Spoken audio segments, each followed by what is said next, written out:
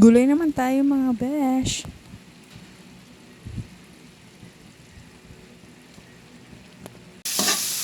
Pagbabrownin ko lang itong karne, pagkatapos igigisa ko na yan. Pagkatapos igisa, ilagay na ang mga gulay.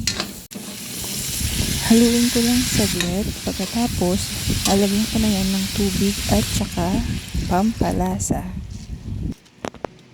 Pag nalagyan mo na ng pampalasa, hayaan mo lang kumulo.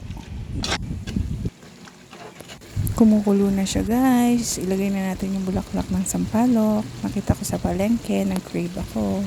Lagyan din ng siling green. Hintayin lang kumulo yan. Ayan guys, luto na. Thank you for watching.